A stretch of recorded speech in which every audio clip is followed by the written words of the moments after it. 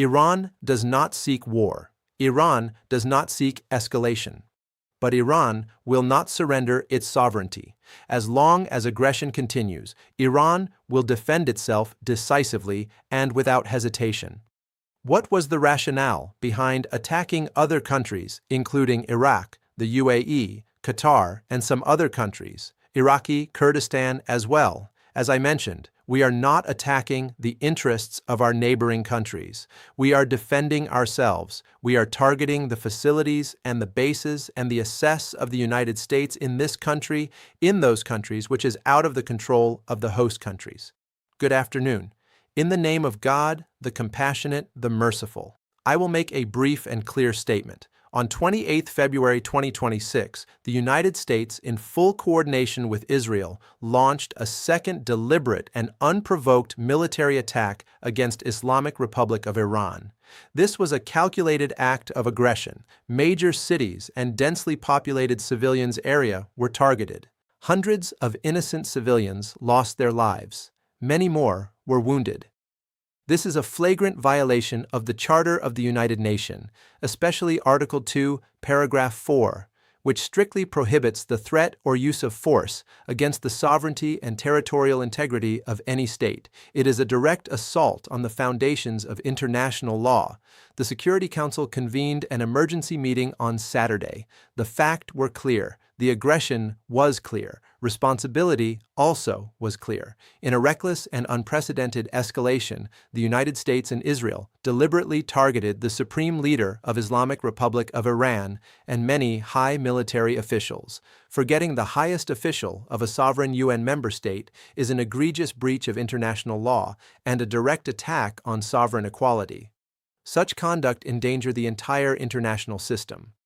The United States and the Israeli regime are deliberately targeting civilians and civilian infrastructure. The schools, hospitals, red clearance facilities, and residential building were attacked. On the first day of Tehran, the girls' school in Minab, a small town in Horus province in southern Iran, was deliberately destroyed. As a result, 165 innocent schoolgirls were martyred. I repeat it, 165 schoolgirls martyred. Their bodies were recovered from a rubble after hours of rescue efforts. On the same day, similar attacks marked several Hun students in other cities, including eastern Tehran and Abek in Gazan province. But just this afternoon, the ambassador of the Israeli regime from this very podium resorted to lies and fabrications, shamelessly denying and ignoring the crimes committed by this regime against children and innocent civilians in Iran.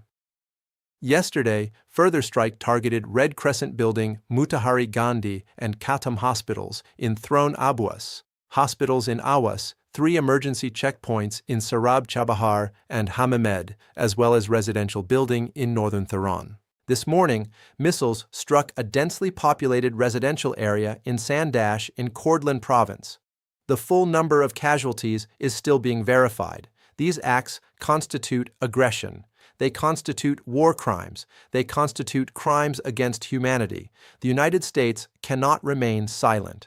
The United Nations cannot remain silent. Accountability is not optional. It is deeply shameful and hypocritical that only the very first day of it, Presidency of the Security Council of the United States, convene a high-level meeting on protecting children, technology, and education in armed conflict under the agenda item maintenance of international peace and security, while at the same time launching missiles strike against Iranian cities and bombing schools and killing children.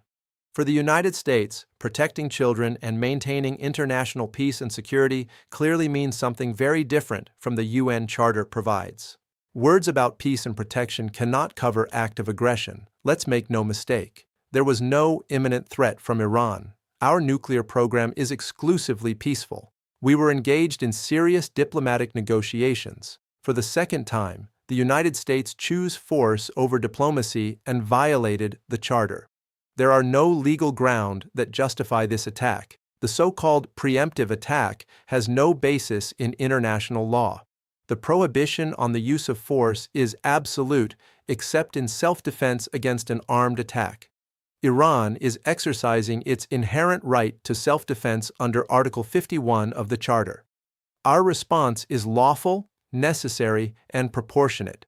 We target only the military objectives of the hostile forces. We don't target civilians. We don't target the interest of neighboring states.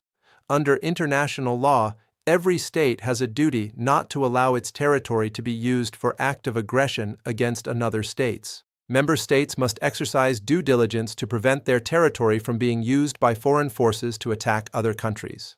Iran does not seek war. Iran does not seek escalation, but Iran will not surrender its sovereignty. The issue before the international community is clear. Can a powerful state attack another sovereign member of the United Nations with impunity? If the answer is yes, then the Charter is meaningless. If the answer is no, then this aggression must be condemned and stopped. Double standard will destroy the credibility of this Council. Silence will embolden further lawlessness. As long as aggression continues, Iran will defend itself decisively and without hesitation. The Security Council must act firmly, clearly, and without ambiguity. I thank you for your kind attention. What was the rationale behind attacking other countries, including Iraq, the UAE, Qatar, and some other countries, Iraqi, Kurdistan as well?